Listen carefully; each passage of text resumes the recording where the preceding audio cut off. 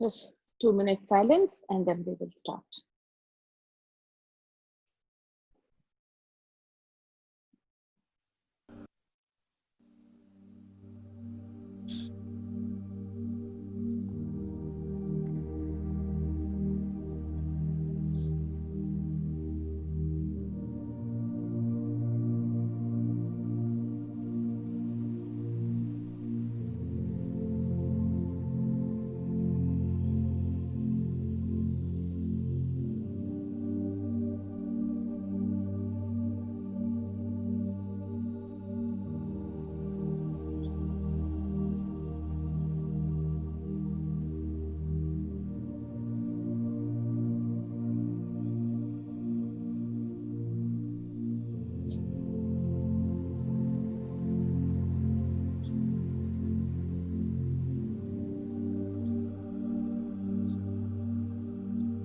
Om Shanti.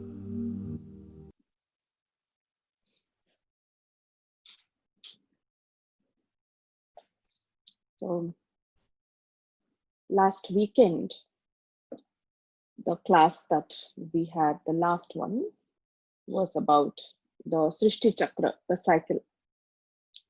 I assume that all of you must have attended the class. So this is the continuation from there.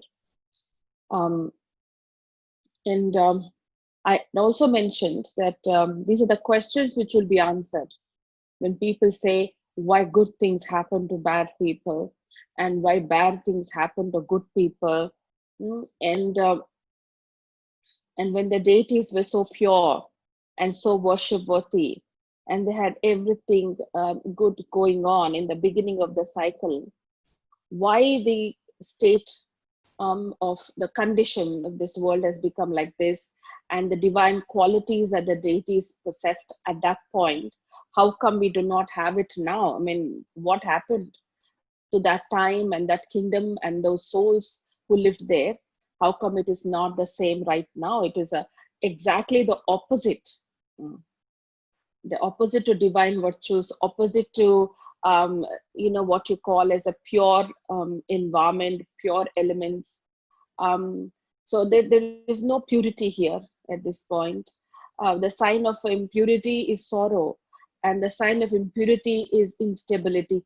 Absolutely, something which is pure can stay for a long time, but which is not pure, which is not fresh, it can get spoiled at any time. So we can't predict it.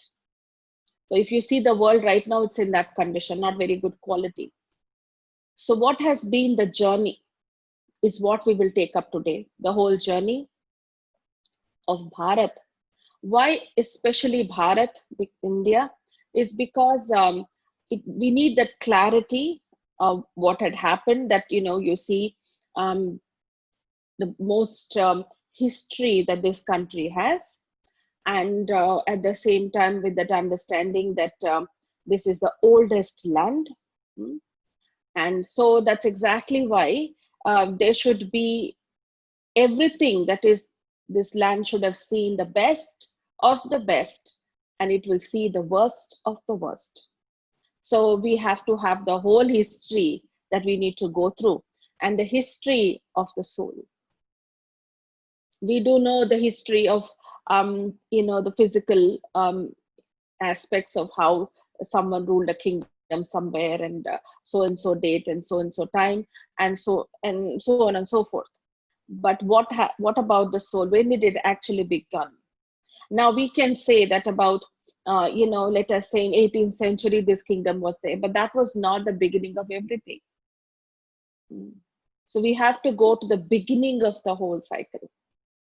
So the clear beginning of this whole cycle of 5,000 years that we discussed last class happens only in India, because the rest of the lands develop later on. So why India? But it has to be somewhere. So it happened to be in India.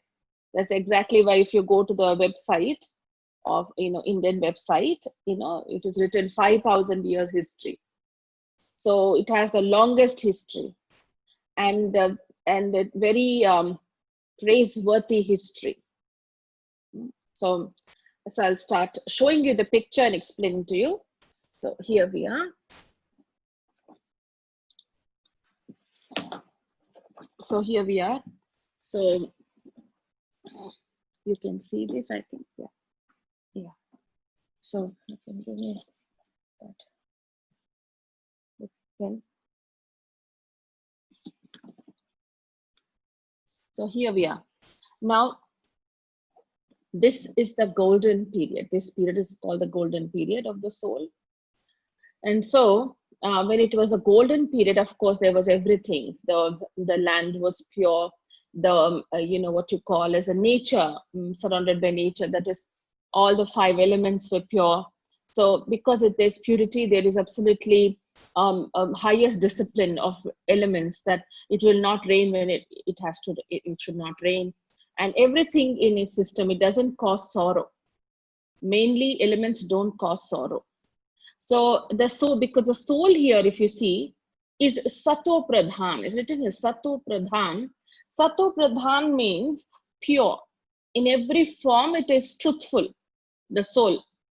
So that, and the best part here is that the ones who lived here were soul conscious. They were very aware that they are souls. They never forget that they are souls. Now we practice that we are souls. We do practice it, but here they don't have to practice it. They know that they are souls, and they know they're not bodies. So that's exactly why they don't experience death. So the thing is, when you are aware that you are a soul, then the fear of death doesn't happen, you know, because you know, usually what happens for them there is that they will have a vision, and in this vision they will see that they're going to become you know, a baby. They'll have a vision of a baby, and they know they're going to be born like a baby now. So you know, they'll just lie down, and there is a ceremony, and there's a lot of singing and you know, farewell, and nobody's crying. Nobody cries in golden age, nobody cries, because there's no sorrow. And so that is how they depart. So that is why this period is called the land of immortality. Even now, the more we practice soul consciousness, the less the fear would be there of death. You know, so in 1,050 years, it's the Sun Dynasty rulers. They were great rulers. There absolutely no complaint from any region when they were ruling, because there was only happiness, there was only good news in the court. There's nothing else. And they had what you call a 16 celestial degrees in all the virtues and qualities. Now, if you see the highest degree, 16. Like if they have patience, 16 degrees, the highest. Like in the moon, it takes 16 bits and pieces to complete itself, like a full moon. So that is why the moon is considered to be, when it's full moon, they say 16 celestial degrees. Padhar Kala Sampurna. Sola Kala Sampurna. This is what they say. So they actually possess all the highest degrees, complete in all virtues. So the description of deities are Sarva Guna Sampanna. They are complete in all virtues. Doubly Ahimsak, they are the ones who are double non-violent. That is, they do not give sorrow through the mind, not through words, not through any other way. You know, so the thing is, even Mansa Vacha Karmana, they don't give. That is through thoughts, words, and actions, they don't give sorrow. How do you give sorrow? Through thoughts, not liking someone, wishing bad for them. This is all giving sorrow. And also, there is no, you know, seeing others with a bad drashti, that they don't see each other as bodies, they see each other as souls. So there is no, these two, you know, it's considered as violence. So both type of violence is not there. There's a very pure drishti towards each other. And at the same time, they are considered to be someone who's Maryada Purushottam, they say. Maryada means all the codes of conduct. They're very, very clear in their code of conduct. Extremely mannerful. So very royal. So they are ruling this land. It's a perfect. In other words, it's perfection. So in the beginning of Satyug, the population is about 9 lakh. The end of Satyug, there are 2 crores. So in this span, they have, as I mentioned, they have long lifespan because they're soul conscious. They do not have disease, and they have death according to a lifespan. After the lifespan is finished, they get a vision. So they live up to 150 years. So this whole thing, and they never look old. There are no wrinkles and gray hair and all like how it is there now here. And that is why deities are never shown with gray hair and wrinkles and all that. So the 1,250 years, 1,250 years is total happiness. The Surya Vamshi rulers.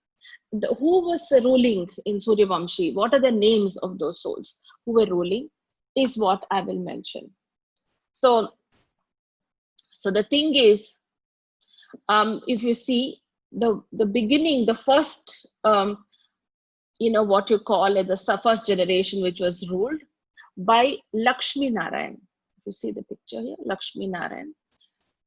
Lakshmi Narayan, in fact, is the name of the post that they take up. Lakshmi Narayan means all the questions I'll take up in the end. I'll give time, and somebody has posed a question, I will answer it then, surely. Let me go through the whole thing. Okay. So Lakshmi Narayan is the name of the position. It is not their name.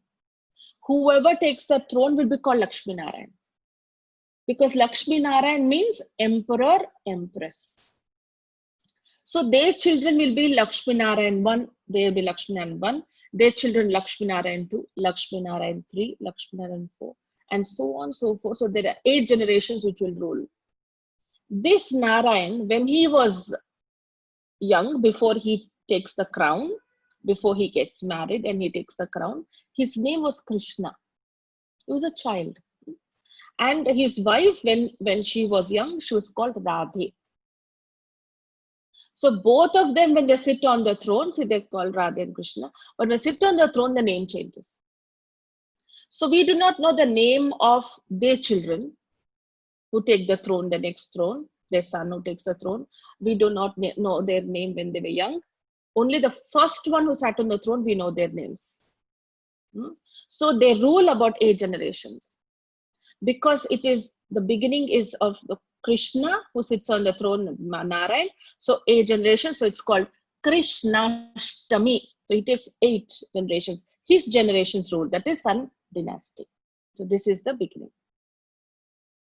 Then the second part, if you see, from Sato Pradhan, it comes to Sato Guni. The soul becomes Sato Guni. Guni means the qualities of truth are there. The qualities are still there. There's happiness still there. The elements are disciplined. Everything around is the same way as it is here. But here they are 16 degrees. They come to 14. 2 degrees less. It comes down. Because as the time passes by, the strength gradually diminishes. So the difference is not there in the quality of thoughts and quality of interactions, quality of life. That has not changed. It is the same, but then the purity level has come down. So because the purity has come down, from Celeste 16, it comes to 14, and the births, they take about 8 births. They take 12 here in the same period of time of 1,250 years. Because when the purity comes down, the more the purity, the more you're able to sustain the body with no pain. But when they come here, the lifespan decreases to maybe 120 and odd. So then what happens? They take about 12 births in the same amount of time. But the rulers are different. It transforms from Sun dynasty rulers to Moon dynasty rulers. Surya Vamshi to Chandra Vamshi rulers.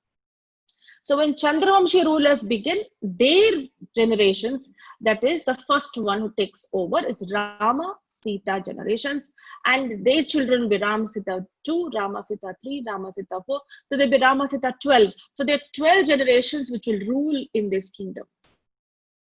Absolutely no war, no obstacles. no jealousies, nothing. I mean, you just rule it, that's it. Everybody is happy. Everybody is happy. So the thing is, because from the 9th generation, because till the 8th generation, it is Satyug and Lakshmi Narayan, their generations ruling. So once they come here to the 9th generations, it is Rama, Sita, the what you call as Treta. From this Treta Yuga, it is the Moon dynasty. That is why it is called Rama Navami. From the 9th generation it will begin. 9th generation, it will start. That is why it's called Ramachandra, because the one who belongs to the Moon dynasty is called Surya Narayana, the one who belongs to the Sun dynasty. So if you see here, 2,500 years of heaven. This is called heaven because there's happiness, and heaven is not somewhere up there. It was very much here. They were ruling. These were our ancestors. So, by the end of this, what you call as a silver period or Treta Yuga, by the end of it, there are about 33 crore Devi Devata. That is the population all put together. They say 33 crore. It's written in scriptures. 33 crore Devi Devata, 33 kotla Deva Devatalu. So the thing is, they are all the ones who lived here. Not just the rulers, but also the praja, everybody together, the subjects, everybody together is 33 crores because they all share the same divine virtues. So the kind of actions they perform here, karma, they say the effect of karma is, if you see, it is called neutral actions here. Neutral actions means it's the whole philosophy of you do something, you get something from it, doesn't work here. It's null. It doesn't work here. Only akarma works. Akarma is that whatever they are here is a result of some actions they performed in the past, before this. That is why they've gone here. So they're experiencing heaven. They say, no, if you do good actions, you'll go to heaven, they say. No? So they've done something, that's why they're there. So they're not going to make any more effort. They only experience the fruition of their actions. And that is why akarma means there is money earned and it's in the bank, it's in fixed deposits, and you're just eating interest, just sitting back and eating interest because you've earned enough, you've saved enough, you just don't have to worry anymore. That is how it is. So whatever actions they perform, there is no choice. When you have choice, then you get marks, isn't it? They have something called choose the correct word. So you have 4 things, and because you know what is the right thing, you're able to choose from all the wrong. But here there's no choice. There's no choice of bad and good, that they choose the good so they get some marks and they get some return from that. No, they only know what is good and everybody is good. So what would you get from it? Nothing really. So it is called karma. This is neutral actions. So after this period, if you see, you come into the Kapha period. I'll just show it because it's a huge picture. Okay, here we are. You will hold it, Ravina? Okay, thank you. So if you see here, yeah, that's about it. If you see here, the soul here is Raju Pradhan. It was Sato Guni, the soul's the quality of the soul. Here it becomes Rajo Pradhan, semi-pure. The amount of purity which is there, it's not there. The amount of purity in Kali Yuga which is there, it's not that, like that also. No extremity, right in between. And this particular line, when it begins, that is the Kapha period. So 50% purity, 50% impurity.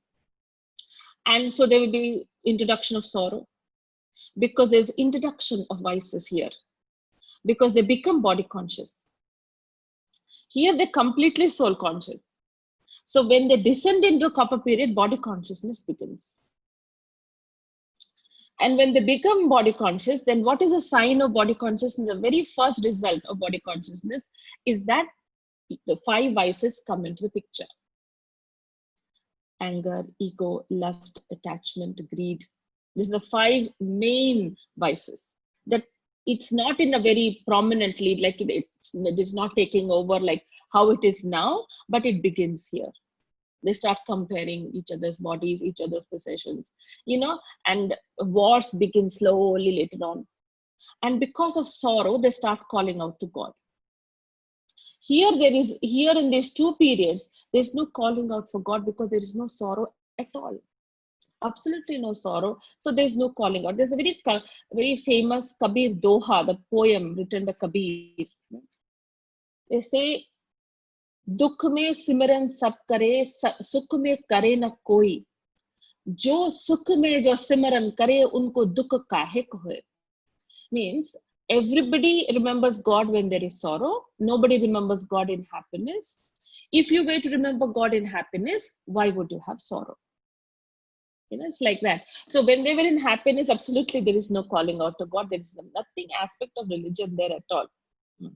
So when they come here, the first person who builds a temple for God and seeks for his blessings is Vikramaditya. If you see here, first Shivling he makes, and he makes Somnath Mandir. The temple of Somnath in Gujarat. He's the first one to make the temple. And if you see in the Copper Age, there are about from 14 colors, 14 celestial degrees, it comes to 8 now. It has descended. Because of body consciousness and everything, it comes to 8 colors. There is only 8 degrees of some aspects in some qualities of some perfection. And here in 1050 years, this copper period or Dwapar Yuga is also of 1050 years. And in this period also, they take about 21 births. Because the reasons for death has increased. Here it's only old age, both the places, only old age. But here disease, war, reasons have increased. So then the lifespan also decreases. So that's exactly why they take about 21 births in 1050 years. That's a lifespan. So at this period of time when Bhakti began, they were quite scholarly souls who lived there. Scholarly in the sense they were very wise, and they were great poets. They were souls who had a lot of art, the very highest form of art in everything, in maybe paintings or singing, or every art was well developed and it was very creative. So at that point of time, it is spoken that they would ask these great scholars and poets to write something for the future, because they know what has been their past and they know they're not the way that they were before. They knew their ancestors very well. Like how for us Gandhiji is a recent reality, even though we've never seen him, we've never met him, but we've heard all his stories and it's reality, it's true. Now you would not say it's a fable story about Gandhiji. No, every child will tell the story of Gandhiji, the salt satyagraha, and how he is gone in Africa, and they pushed him out of the train. So all these stories are so embedded in us. We grow up hearing these stories about Gandhiji, and we know he existed, and we know that is reality. In the same way, here they keep hearing stories about how they ruled. From childhood they hear that how the ancestors were, how Lakshmi Narayan kingdom was there, how this Rama Sita ruled. So they keep, they're very well informed about their ancestors, and they keep describing and all that. But now the deities are like some stories now for us. Like Gandhiji is a reality, but Vikramaditya is a story. He was a king. He ruled. But for us, he's just what you call as a story. There are a lot of stories of Vikram and Betal, and he went to the jungle with a ghost on his on his shoulder, and what not stories they make. But he really existed. Betal's story would not have happened ever, but he was there. In the same way, for us, the deities have become stories. The very, very symbolically, very well-written stories are there, and some which is misinterpreted and written by human beings according to the whims and fancies. So all varieties are there. So we have to know the real story so that we can relate, we can somehow we'll be able to relate to the right kind of stories then. Who were they really? Who were the deities really? So we cannot insult our own ancestors. Na? We should know truly how they were. So if you see here, this is the first time they have asked the scholars and the creative people here to write for the future. And that is when scriptures came into being. When they started writing, there was a lot of logic and understanding and clarity with which they would write. And they would write and they present it in front of the king and all different scholars. And they have to approve it to be given to the public. So it seems at that time what was written, the kings would reject it and the scholars would reject it. And they would say, if you've written, do good, you will get good. You should always do good. Something like that. If you've written, they would say people in the coming years would not like to listen to all this knowledge. Probably they would not, want to be told what to do and what not to do. So how about writing it in a story format so that people can conclude that this is how we need to become. Like you want to teach a child, you tell a story to the child, Ram was a good boy and so everybody liked him. So if you want to be liked, you should be a good boy, something like that. So similarly, you should be able to write stories that will be interesting for them to listen, because stories are always interesting. So that is when the concept of writing a story with a spiritual meaning in it, or with some sort of philosophical meaning in it, so that people would enjoy and at the same time bring that into life. That was the reason where the scriptures started. And most of our scriptures, if you see, are all stories. Most of them, not Vedas and all, but Mahabharatas and Bhagavat and, Ramayana, all are stories. The main scriptures are all stories. So, and from there comes Gita, actually, some knowledge. Bhagavat is all about, playful stories. They're not really anything much. Bhagavat is about Krishna's Leela, something like that. So anyway, so if you see when they wrote these stories with very significant meaning, very, very significant meanings with it. Let us take the story of Rama and Sita. What we have understood all our lives is that, Sita went into the jungle along with Rama, and there was a deer, and then there was a lion drawn, and then she stepped out, Ravan took her.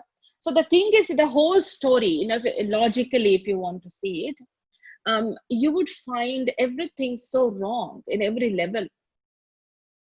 For some person who is so divine and so with such wisdom and everything can do such a thing, how could anybody do such things?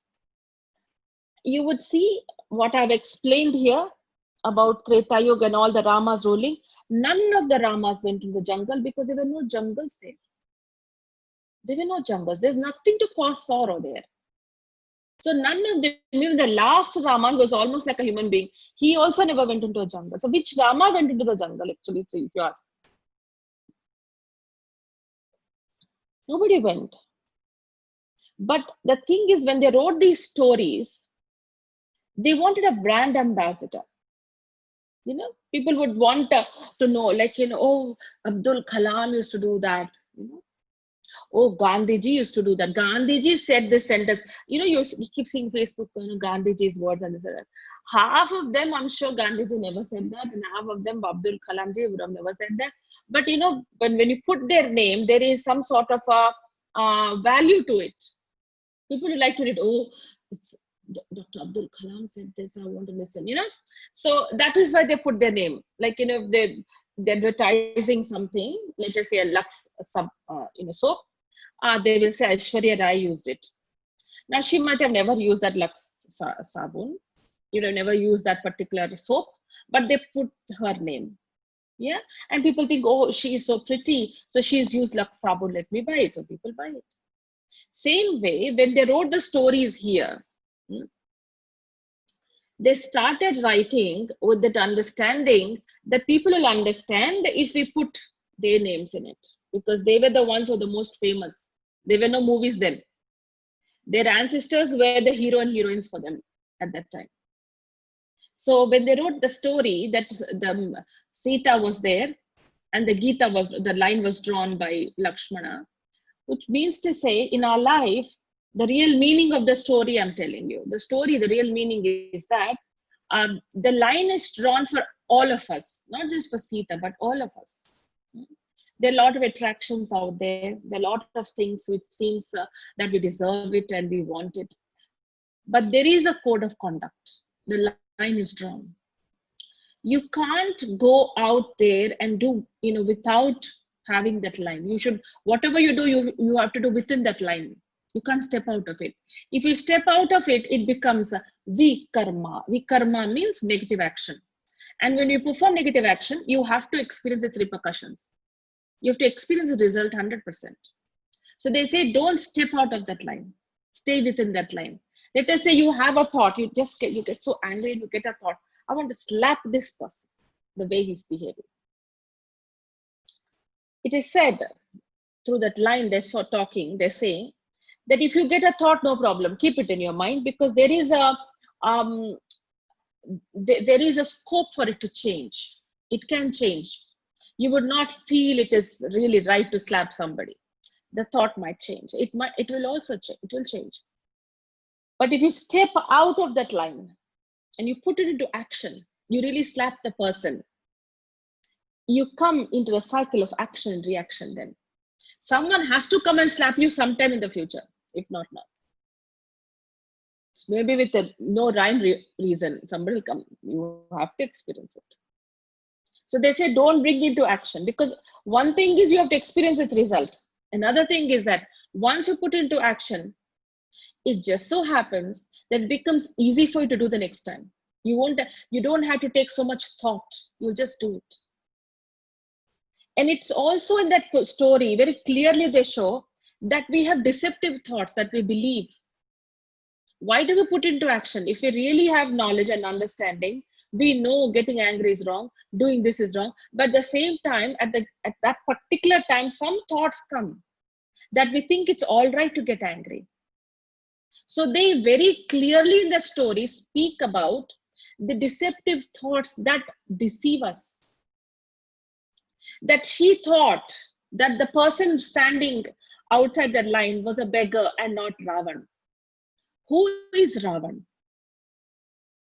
Very clearly they show him with 10 heads. 10 heads means 5 vices of man and 5 vices of woman.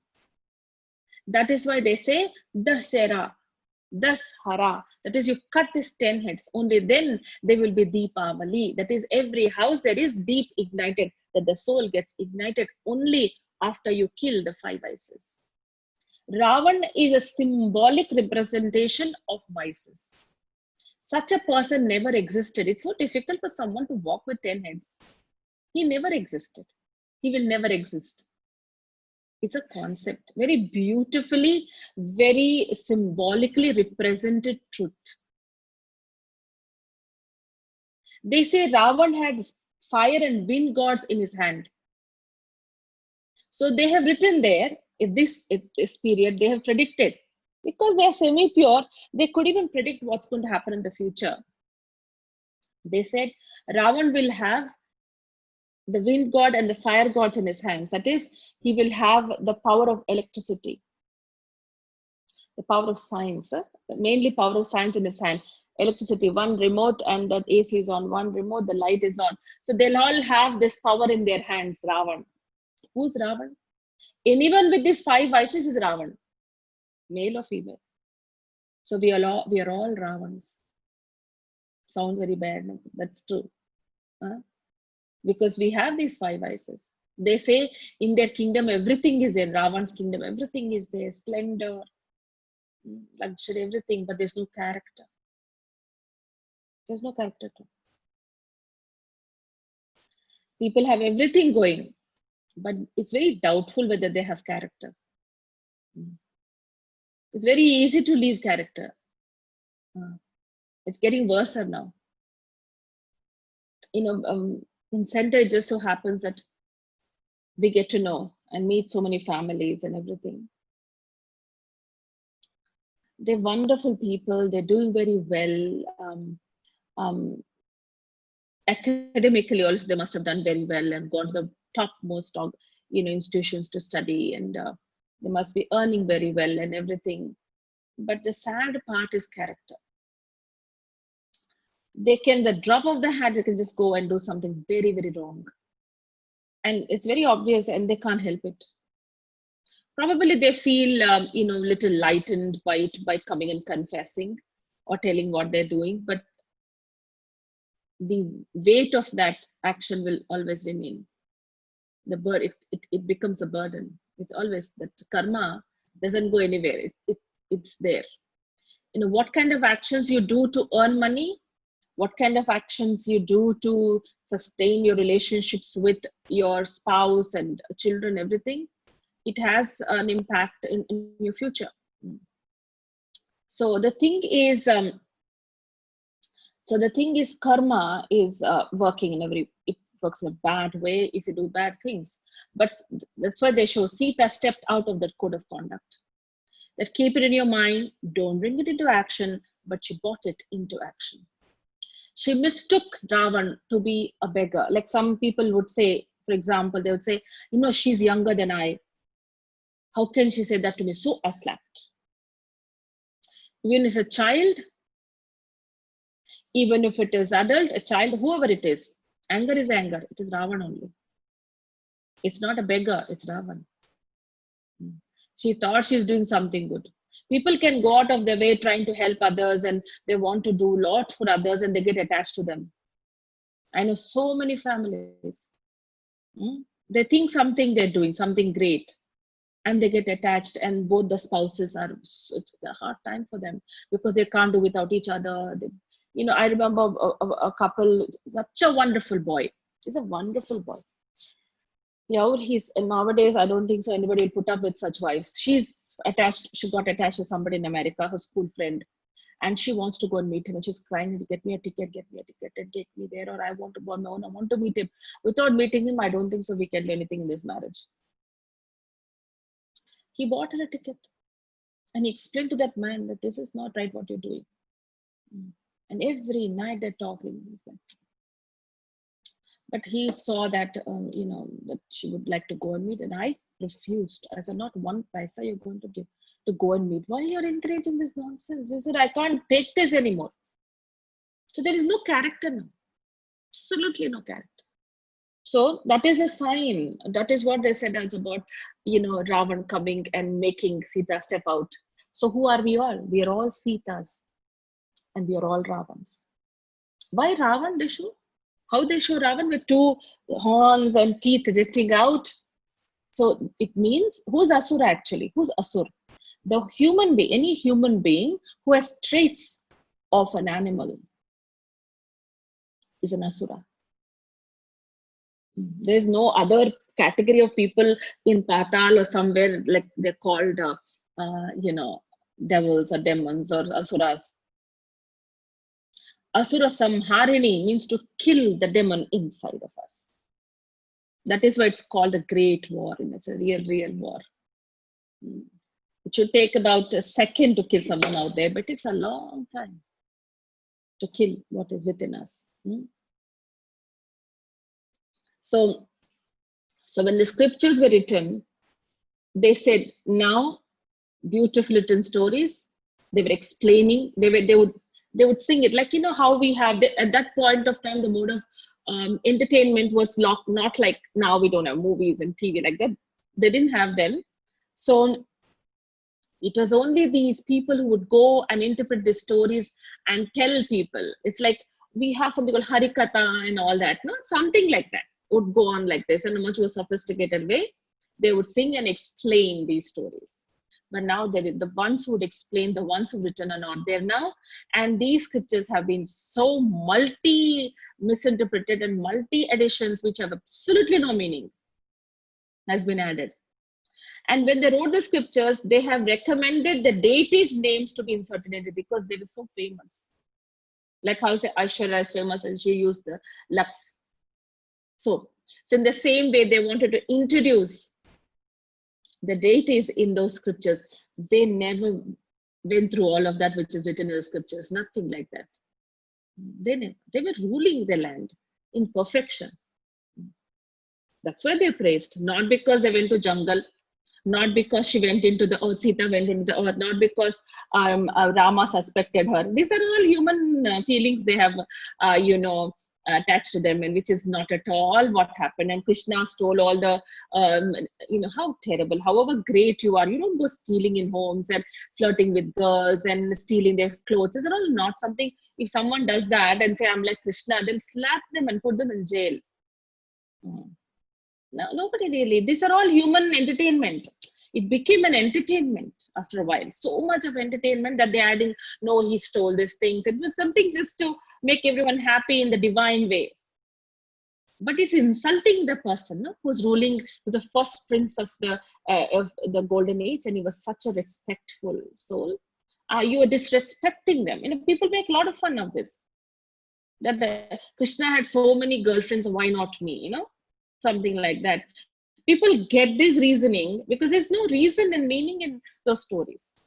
But when the first Gita was written, it was written Bhagavan Avaj, there was no name in it.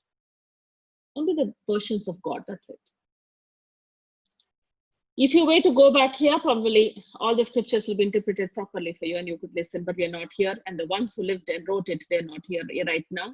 So, but the thing is, because of the scriptures, the worship of the deities began then. It was only worship of Shivaling before, God being incorporeal and no other form. Then later, the worship of the deities began because of these scriptures. And when they were worshipping the deities, they knew they were their ancestors. They knew they were not God. And they have to become like them. There was a lot of clarity when they worshipped at this time. But later, when they entered Kali Yuga, the meaning was lost, totally lost, totally misinterpreted. Yeah. So I'll tell you about Kali Yuga, the last part of the cycle.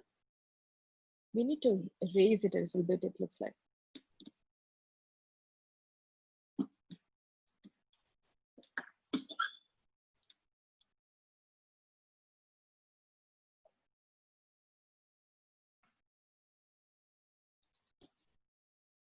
If you see here, I just have to show the soul here. I'll put it here. So if you see here, yeah, be careful. Huh? Can you hold it? Okay. So if you see here, the soul here is what you call is Tamo Pradhan. No colors left. No purity. In any quality, there's no, if you have patience, not much at all. It's never consistent. Nothing is consistent. So you can understand the sign of impurity is Tamopradhan. So the soul here is being Tamopradhan. So there are about no colors left here in this Kali Yuga. No color. None, zero. And there are about 42 births. That's a long, so many, not long, many births, huh? In the same span of 1,050 years. The soul has become so impure that there is, in everything, the Andhashraddha increases a lot from here. Andhashraddha is blind faith, increases. Whatever you show, it's God. You show a stone, you show anything, it's God. Because the sorrow is increased, fear is increased, desires have increased. So the more the increase of all these three, the more the different methods, there will a lot of people, a lot of ashrams and a lot of mutts and everything will open. None of them connect you to God. They either connect others to their knowledge or to their guru, but never to God.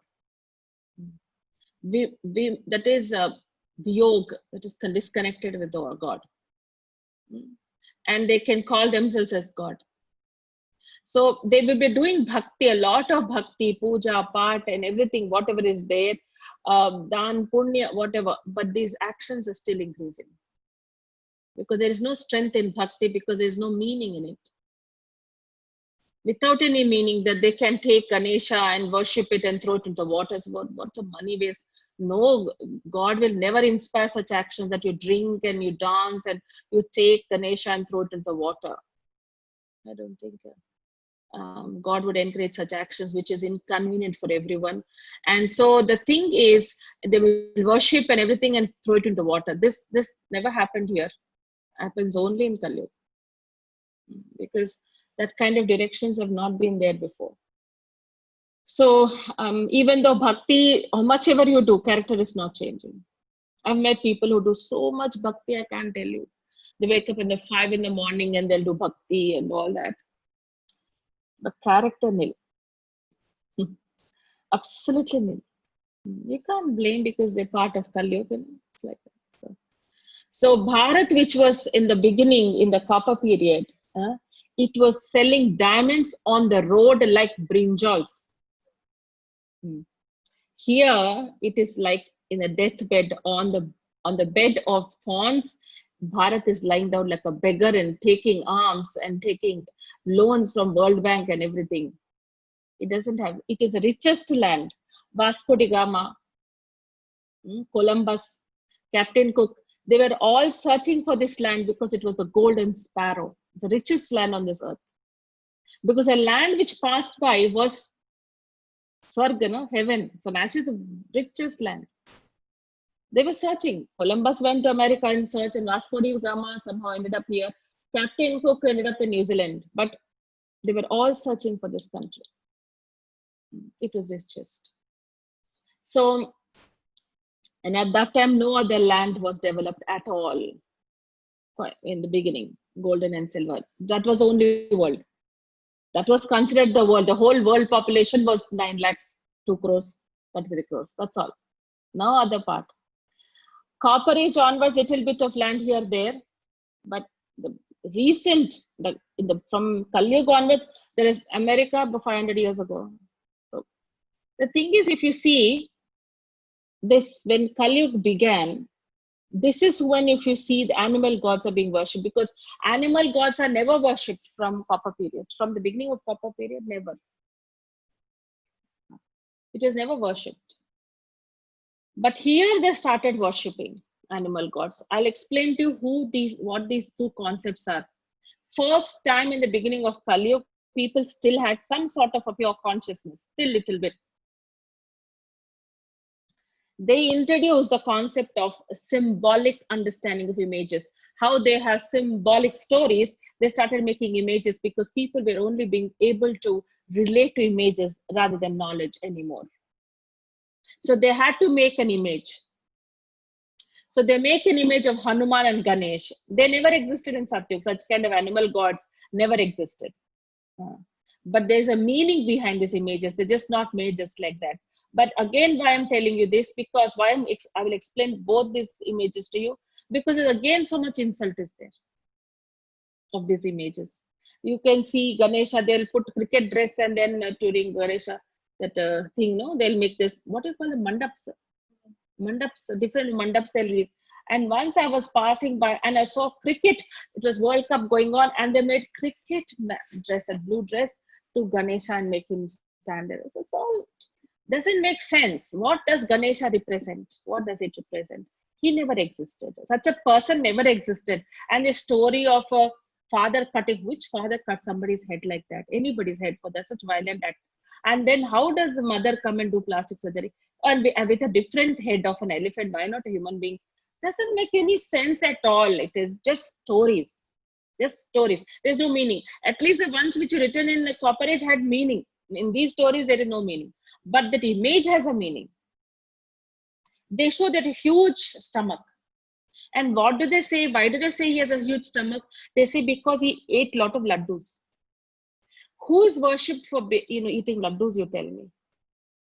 I like laddus, you like laddus. Anybody will come and worship us? He's not worshipped for having great digestion power. No. He has, the stomach represents symbolically that he had what you call as a great accommodation power, the power to accommodate. And in those 8 powers that you heard, one of those powers was the power to accommodate. That is when insults were thrown at him, he took it like sweets. That's what they say, undralu. In Telugu, they say undralu. They make, sweet on, that Ganesh day. They make this undralu, and and they eat it. The sweet, there's some nice filling inside, and they eat. Which means to say, when stones, rallu means stones. When stones were thrown at him, he ate them like sweets. He accepted it. He didn't react. He said, it's okay, no problem. That is the power of accommodation. They show in that huge stomach. He has so much power to forgive and forget. Such a huge stomach. Now, that is why he's worshipped. So that means there's nobody like that. It's a concept. If you have the power to accommodate, you're able to let go.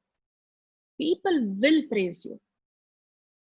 If not now, tomorrow, they will. 100%. That's what is one of the reasons. They show that huge stomach. Then they show elephant head. It is not like somebody cut it and somebody put it and all. That didn't happen. That never happened. And the meaning of that head is something very beautiful. They say elephants remember and they never forget. If they go in the huge jungle, the whole forest, they will move around very, very comfortably in any area, everywhere. They will never forget the path. Never. That is what their memory is much more higher than a human being, actually. That is why they show him with an, elephant head, because his memory, that is why you've never shown a Ganesha without a swastika. They always show swastika with Ganesh, because his memory goes back till the golden age. His whole cycle is there in his memory. That knowledge he has. The knowledge of the soul is there in his intellect always. Not our history, geography books that we usually keep in front and put haldi and everything, and we put in front of on Ganesh Day. That is not the knowledge he has. He has a knowledge of the whole cycle. They show a rat under his foot. That they say that rat is his vahan, that is his vehicle. That is his vehicle. Yeah, you can put it down till I explain. Both Hanuman and both I'll explain, and then you can't hold for so long. So rat. So this rat is his vahan. Now, practically, if you see, how can someone sit on a rat? Ganesha, such a huge image, will sit on a rat. It will die. It cannot live. It will die.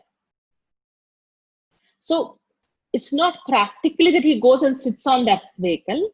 What it means is that it's under his control. A vehicle is always under our control. When we want to start, only then it will start. So they try to show it that the rat is his vahan, that it is his chariot, his vehicle, because it is under his control. When a rat comes into our life, that it comes into our homes, it eats of paper or bites into our clothes, and we won't even know. We've never catch them in that act. So it works so sleathily, so secretly, that we never know. In the same way, when a weakness comes into our life, we don't even know it's wrong. We don't even realize it's wrong. 100 people around us will be telling, no, don't do this, don't do this. It's very dangerous. It has bad repercussions. No means no, I'll just do it. There's nothing wrong in it. It seems he had complete control of his weaknesses, because the rat is just there and it will not move anywhere else apart from where he's sitting. There was this boy, his mother called me, his father also spoke to me, mother called and said, he's about 23, 24, and he's not listening at home, and, don't know what his life is, and he has to settle down, do something in his life, So we have a conversation, and the mother mentioned that the main reason for he was such a bright boy, is doing very well in everything, and it's all because of this one lady that he befriended, and he met in one of those what are those Ambi products or something like that, like Ambiway or some products. So he met her, and then she keeps calling him to her house. She's married, has 2 children. She's about 36 years of age, and her Husband travels a lot. He's in merchant navy. So he goes to help her, get vegetables, get her bank work done, all this, drop her some places where she wants to go. He's doing all that. So don't know when, but he got very attached to her, and it seems he had conversation with her, and she's ready to divorce her husband and marry this 24-year-old unemployed boy. Hmm? And she wants to make him the father for her children. It is such a shocking thing. Hmm. And he's so blind in his what you call so-called love, whatever it is. So mother said, you have to talk to him because this lady, she said in Telugu, she's a buttale eskundi, means it's like deceived him, like. I said, okay, let me talk. So when he came, he is so not ready to listen. He said, in Telugu, Amma mimmalni brainwash chesari. Like, mother has brainwashed you. So you will not understand whatever I say now. This lady is a wonderful lady. I would want her to become the mother of my children because the way she takes care of the children so well and all that. I said, every mother takes care of the children very well. They won't allow stranger boys to come into the house and see how they are. Na? Why she's allowing you into her house? That's not right. She said, no, no, no. This is the way this is. Anyway, he went. And then 3 years later, he comes and he's saying, Didi, you should have told me, you should have stopped me. I said, what do you mean? So many times I told you, never came. No, the thing is that lady turned out to be such a bad person. And he slapped her in Upanji, in there near Paradise. That road is for Paradise there. So many eyewitnesses, a non-bailable warrant on him. And he's going here, there, hiding himself and all, and he's so upset, so upset. He can't even go to job now because the police are in his house coming all the time to arrest him. The repercussions are very bad. If not now, tomorrow. It's never good. So have control. The rat, total control he had. He can't go anywhere. That is the praise of Ganesha. If you want to overcome obstacles, have control over your weaknesses. Have the highest memory of where did we come from. And have the power to accommodate. It's okay, whatever people say, we know who we are. Then you can overcome any obstacle. That's what is this formula for success. So such a Ganesha is not existent anywhere that you have to dip him in the water. You have to throw the obstacles into water, not Vigneshwar into water. Vignesh to throw into water. The symbolic it is. That's what we have to become. It's just not, thinking Ganesha is there. Who's Ganesha? You are Ganesha. When you have these qualities, you are that. This is a formula for success they're talking about. And then second is Hanuman. So they show Hanuman flying. It's possible a monkey flying. And Hanuman is the one they show that he made impossible possible, that they made a bridge between India and Sri Lanka. It's written in the scriptures, your mind is like a monkey because it doesn't stay in one place. If 1 second it is here, tuck, it will go somewhere else, somewhere in the past, somewhere in the future. It keeps jumping here and there. So when you take one good thought, if one thought is fearful, the rest of the thoughts are all fearful. So if the first thought is powerful, the rest of the thoughts are powerful. Thousands and thousands of thoughts are powerful. So the very first thought you take, no, nothing will happen, everything will be fine. All the thoughts are, yes, everything is fine, everything is fine. Thousands and thousands of thoughts, everything is fine. So the worship of the first thought is a worshipping Hanuman. Worshipping Hanuman is worshipping one powerful thought. Because when he said, I can do, the whole Vanar Sena followed. That is the army of monkeys, means the army of thoughts followed him. This is what is the meaning. Or else they'll take real monkeys and they'll be worshipping those monkeys also. They'll do what not, they'll be all Andhashraddha. This is all blind faith. When we want to remember God, we have to take thoughts only and let it go to God. No, we can't go physically there. So when we show the thoughts going there, they show Hanuman flying towards the light. Means we are taking our thoughts across to God.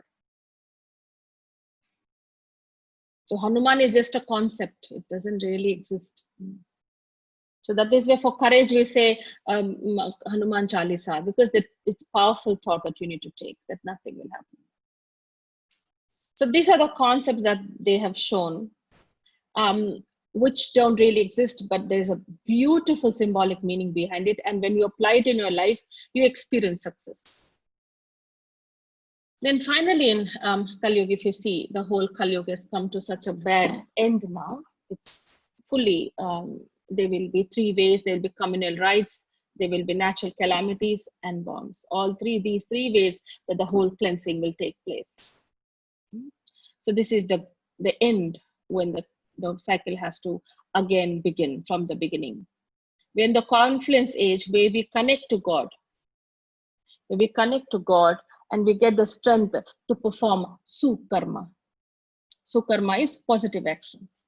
We need a lot of strength to perform positive actions, and that is by connecting to God. And this is the confluence age, the end of Kali Yuga. Yes. Now I explain to you. Every action that the whole descent of Bharat from where it was Sato Pradhan to Tamo Pradhan is because of our own actions. Yeah. Maybe the foundation has been body consciousness, but the happiness was soul consciousness in Satyug and Treta. Karma is accurate. I mean, you don't even have to question it. When people say why bad things happen to good people and why good things happen to bad people, there is no good and bad, because we don't know anybody's history. We really don't know. Sometimes, people, they're so good, and when you come to know what they're doing in their homes, it's so shocking. You just can't imagine someone like that can do such a thing. So respectful people can do such a thing. How they speak to their spouse or they speak to their family members is very different from how they are out there. So we don't know anybody's history. We really don't. Like if you were watching a 5-year-old serial, the last episode, and I come to your house and you say, sister, this is our last episode going on, please sister, let us watch this and then we will interact with you. And I sit there patiently waiting for you to finish seeing that serial, let us say. And then in that I can't help watch you all cry when they are laughing in the TV, the actors. And when they're crying, you are laughing. So I really don't understand what is the whole deal is. So I'll ask you after that, why are you crying when they are laughing? And why are you laughing when they are crying? You'll say, sister, this is a 5-year-old serial. Last episode, what will you understand, sister? How can we explain a huge story, big story, and we've been following it for 5 years? Isn't it? So we don't know anybody's history, what lives and which births and where they were for 5, like not just 5 years, but the whole journey that they've gone through, births and deaths. We don't know anything. We really don't know. If a man is hitting a woman, we curse that man and think, how can he beat that woman, his wife, and he has no respect for women, whatever, we keep saying such a bad person. Now they have what you call as a karmic account now. Once you have such kind of negative reaction, it becomes a karmic account with that person. So they're born again, but the male member becomes the female member becomes the male. And now the man is hitting the woman again. Because he's returning back what she got in the last birth. Now again, we will say what a terrible man he is. We don't know their account. We really don't know.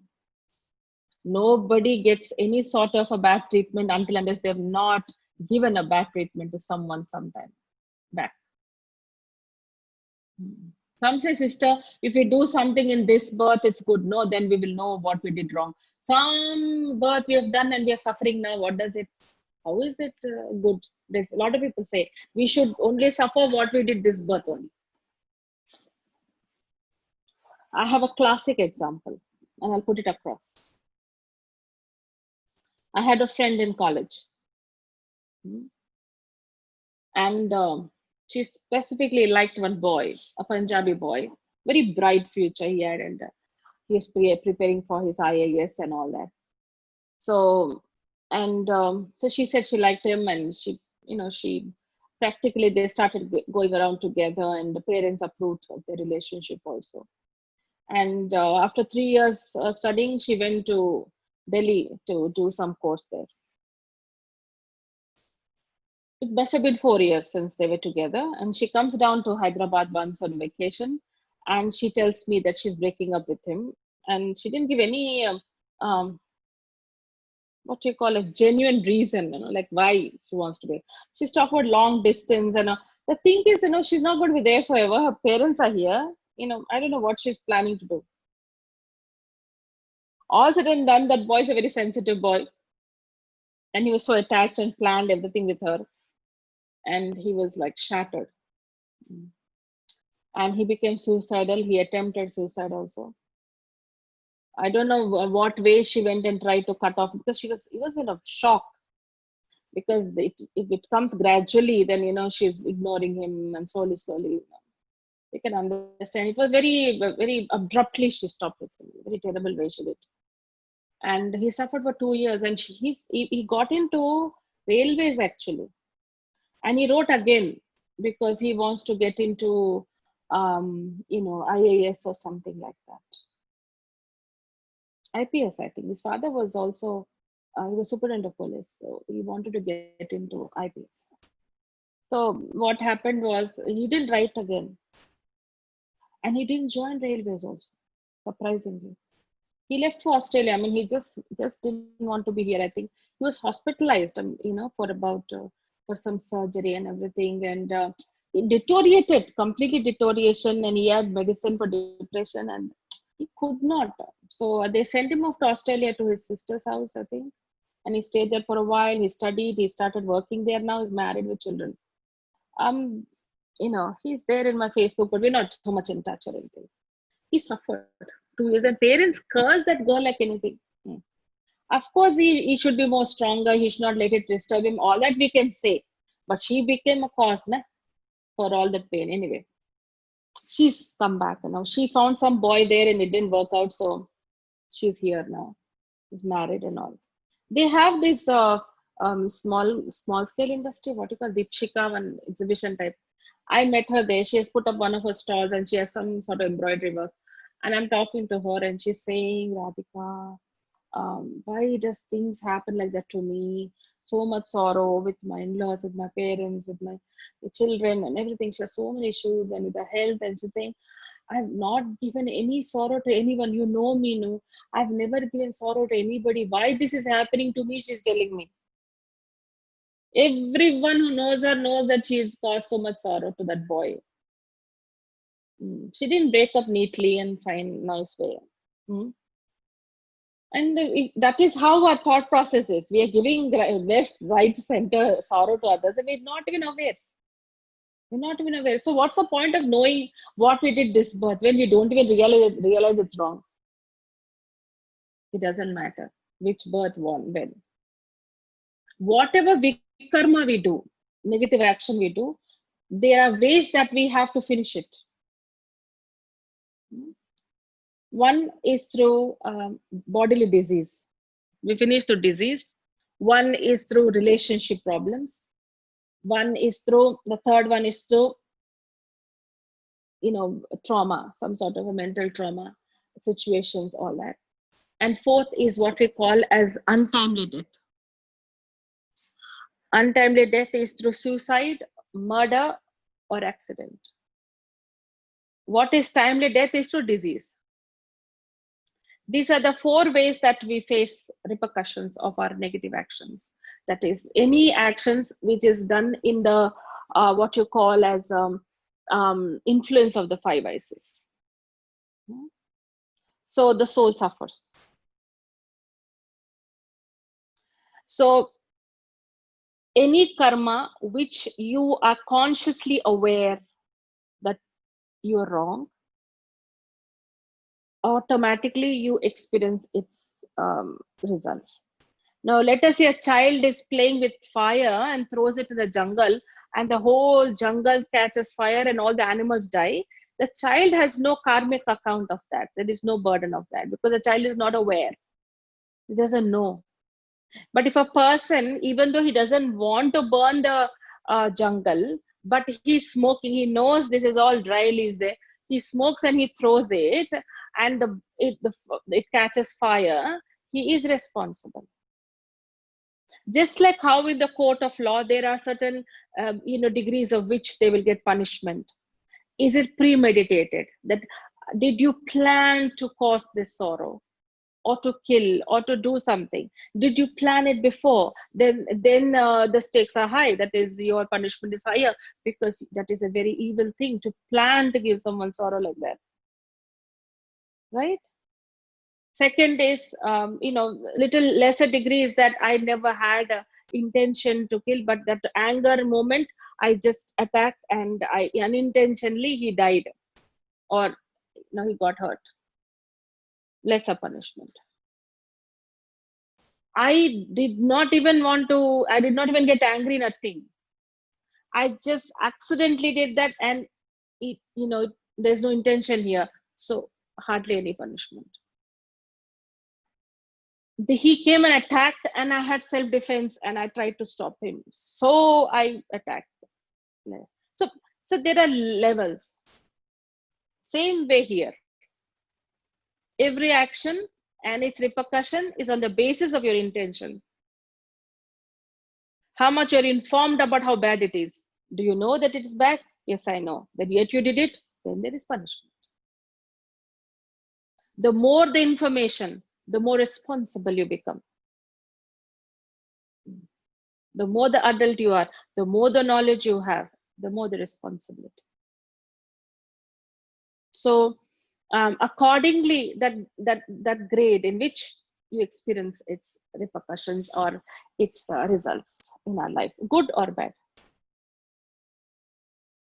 There was this Krishna Iyer was a judge, and he was in Cochin. He retired in Cochin, and he shared that once he gave a sentence to somebody for a murder case as guilty, and he was given life sentence. But in his heart, the Krishna Iyer was feeling that it's not true. I mean, I don't think so, he must have done it. But all the evidence was against him. So he had to give the sentence like that. But he called him into his chambers after the sentencing. And he asked him, if you feel you have not done anything right now, have you done anything in this life? Because you're 40 now, before you're 40, you did something that you feel guilty about. You think you're going to jail because of that particular thing. If not this, think about something. So he said, sir, when I was 20 years of age, I pushed a man into the well. My mother covered it up and saying it's an accident. It's some feudal things. I think I'm going for that now, because I didn't kill anybody now, but that boy I threw, I'm going. So actually, if you see, nobody's guilty. Nobody's non-guilty. Whatever comes to us is because of what we've done. Whatever good we get is because of some good we have done. And if somebody says, why is this, this person is rich, or this person, nobody becomes rich without giving donations. Impossible. You're born into a good family with a golden spoon in the mouth or silver spoon in the mouth, whatever. They must have done some donations in the past. Something they must have done.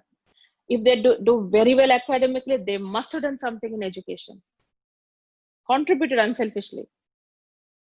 If their health is so good, they must have done something for hospitals. So there is something always connected. Nobody gets anything free like that. If anybody who's rich, they have done effort.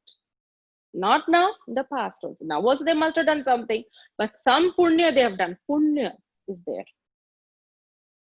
So anything that goes wrong, we can't blame anybody but our own actions.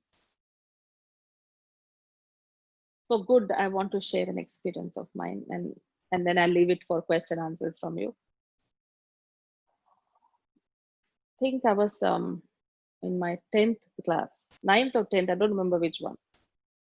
We used to stay back after school hours, and we used to have one ride, a friend of ours who used to drop all of us on the way.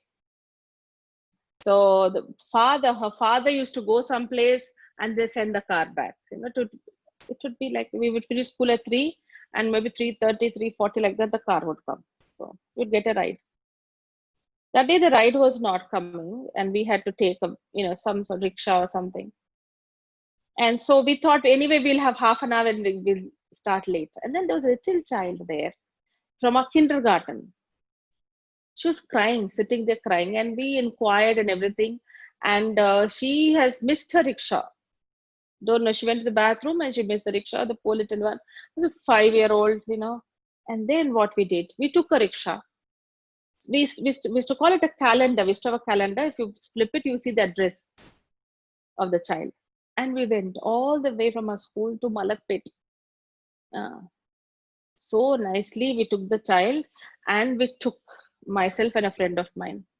We thought we were doing such a good social work and helping this child. His crying. We took, and when we took her, we reached, don't know when we reached at 5:30 or something, probably because by the time we decided everything, we reached quite late. To find that address only took time. And when we dropped her in the house, the way the parents came running and they came and hugged the child, I can't forget it. It's a wonderful scene. They were so happy because they were searching frantically everywhere because the child didn't take the rickshaw. What happened? What happened? And their some relative has also gone to the school. Also, so what not they're doing. By that time, we started also. Then this has happened, and we went home a little later.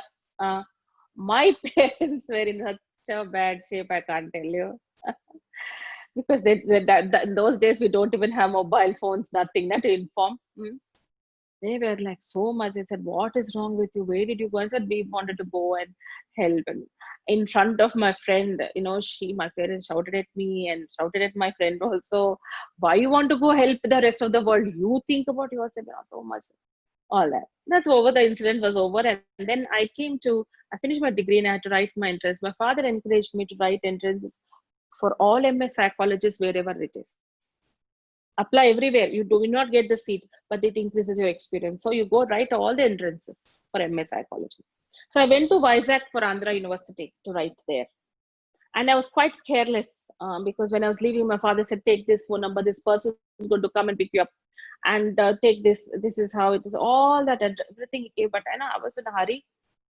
I was going to write the exam in the morning and take the evening 5 o'clock train and come back. So when I was going to Vizag, I was studying. So this man who was there, he works in the chief engineer's office, and so he was asking me, inquiring about where I'm going and what is that exam I'm writing. He was very nice, and then he said, "Amma, put the light on. No problem. You study. You don't have to put it off. Study. I'm not distracted by it and all." So it was very helpful. And then my exam was at 9. The train was like very late. I don't know why. It was supposed to be at 7:15. It was still by 8:20 like that. It was still not reaching, just like that. So it was so risky for me. And that man said, "Don't worry, anybody's coming." I said, "Yes, my father's cousin is coming to pick me up," and all that. So I said, "Okay." He said, "Okay." So when I got off, I was in such a hurry. I had no time to go look around and recognize my father's cousin, whom I have not met before. And also, and also take a vehicle, go to his house also. I had only 20 minutes. I said, "No, I have to go and I have to take somehow." That gentleman said, "I'll drop you." So he dropped me in that campus where I have to write my entrance. And he said, "I'll find out about the relatives, and by the time you come out, they will be there." But when I wrote the exam and I went out, nobody was there. This gentleman only is there. Poor man, he didn't even go to his guest house wherever. He came for supervisions or something. And I said, "My God," I said, "Please, if you don't mind, uncle, can you leave me in the railway station?" So till 5, I will sit there. Because I finished my exam by 11 or something. I said, "I will." "No, no, no. How can I leave you like that? You should eat something. You should fresh up and all that." So there is a guest house. There is a lady. They introduced to that she's one of the things works. She works there. I said, "How can I believe this man? I don't even know him." And I didn't even make an effort now to go search for that address. My father gave me the address, which that person has shifted from there. All sorts of confusion is there now.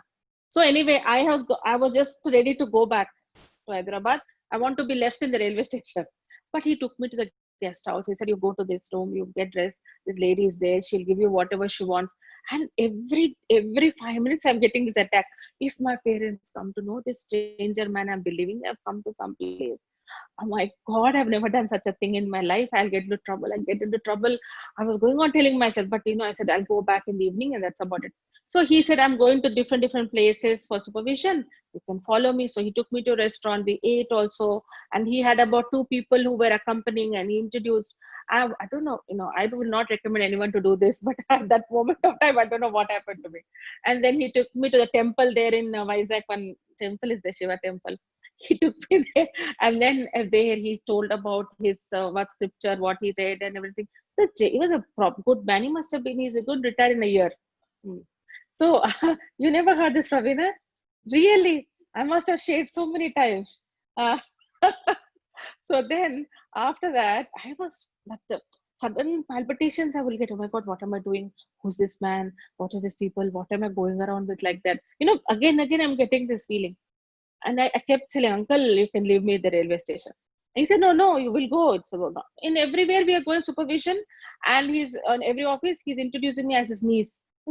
Some relationship you have to tell. So he's telling it's my niece, and she's accompanying me, and like that he will tell. And then finally, one man, he said, You also take the ticket and you take her to Hyderabad because this girl, she should reach home safely. So this is another stranger. He took a ticket with me and he got me into the train. And I was sitting I have my own reserved seat. And he'll keep coming. He has somewhere. He'll keep coming. Amma, will you drink water? Huh? Coconut water tagata, amma? Will you drink coconut water? Will you eat this? Will you do that? I'll get fruit. All through the journey, he was taking it so well. I can't tell so much love. I don't understand why that man was so great and this man is so great. And then when I reached my mother's brother had come to receive me in the railway station. He left me and he met my uncle thought that I met him on the train or something. Hmm. I went home also. My parents have really not understood the fact that I have not gone to any of the relatives' house. Hmm. And I have gone to, somebody's and I didn't have to stay the night. No, I came back. By the time it was afternoon or something, it registered in my father's head that I did not go to his cousin Ram's house. I did not go. Practically, I wrote the exam and with this man. My father slipped a heartbeat. Adetla namutavamma, how do you believe like that? What kind of a girl you are? And then he called my mother. She was in the hospital at that time. I mean, she's working there. No, you come immediately. We have to have this talk with her. My mother came. And she said, my friend. And then she hugged me and cried and cried. Amma, something would have happened. Something would have happened. How they so sweet box and one polarity sweet box and one flower bouquet. They went to meet him to thank him to chief engineer's office here. Uh, they went there and thanked him and how much they said, thank you so much. You took care of our child and everything. I look back and I think, and I told my mother, why this happened? One stranger man taking care of me whole day, feeding me and everything. You know why? Because I took the child and dropped her in her house when I was 15. That return I got now. No karma goes free. Everything is returned. Mm. Yeah, Kavita, you're very amused. Mm. So karma is accurate, very, very accurate. Mm. So you're not born in a family, you're not married to somebody, or you don't come into connection with somebody, don't make somebody a business partner without having an account with them. 100% you have account, or else you're not born. Somebody was telling sister, newspaper, I saw this person is earning so much and he's a some taxpayer, good taxpayer or something. So I said, and he's so he's telling, sister, she's saying, sister, if only this alliance I got, this man's alliance I got, and if only, I didn't marry my husband and I married him, I would be one of the richest people in Hyderabad. I said, but you didn't have an account with him, no? You had an account with this husband. That's why you rejected him. Hmm. whom you have, if you had married him, you would have had an account with him. Even if he's rich or whatever, you'll take sorrow from him. So accounts are accounts. It's not going to change. Only when we don't react, then we can finish that account. If you keep reacting and getting emotional, and then it'll keep increasing, Don't react. That's the whole thing. Tomorrow's class, I'll just give a little briefing of it. They say there is a tree in the scriptures. They mention about an inverted tree. That if you were to go and put your desires across the tree, all your desires are fulfilled. But if such a tree would exist, I think we would not have any desires left, because we'll keep going and putting a request across, isn't it? You won't have any desires only. So such a tree in real life doesn't exist. In reality, it doesn't exist. It's a concept. It's an inverted tree because this is like a human genealogical tree. It's like how you have your family tree of your grandparents and parents and so on and so forth, and the children, grandchildren. And so the whole sujra, it's called it, the whole little tree of the family grows. Same with this a human world tree, with all the souls on this earth are there on this tree. All different religions, everything. And the seed is God, and God is on top, up there. That's why they show the tree inverted, that he's there, the seed, and the whole tree expands. And the whole knowledge of the tree is within him. That is why he is described to be, the God is described to be Bij Rupa, that he is the form of the seed. And he has a whole knowledge of the tree, not this physical trees, but the tree of humanity. The whole tree of humanity, the knowledge is within him. He knows. He knows who we are, where we are in the tree, and how we are. We're all the different leaves on this tree. Yeah. So God is the seed. And how from the seed, the greatest nutrition we take from the roots. The roots become the nutrition for the whole tree. So these roots are the place where we call is the confluence age that I mentioned to you, the age of transformation. So we are there in that age. So this is the age which is very, very close to God. The seed is very close to the roots. So roots are the confluence, is the foundation for the whole tree. And this is where we do tapasya, we connect to God. Tapasya is to connect to God and derive strength from him, so that we're prepared for the whole cycle, the whole journey of in the tree. So because these roots give nutrition to the whole tree. So confluence means roots. They say the greatest tapasya took place under the tree. It's not a physical tree, the tree of humanity. If you see here, I'll just show you. This is the root, these are the roots, and this is the seed. And the seed is a father, and we're all his children. And the roots, we are taking strength from him to be prepared for the whole journey. So what the journey is, what I'll take up tomorrow. Because this is the story of the world, humanity, the tree of humanity. Okay, we now say Om Shanti from this, and then we will take the rest of the class tomorrow. 11 o'clock tomorrow. You have any questions, please jot it down, send me an email, or you can always what you call as ask me tomorrow. Thank you. Om Shanti.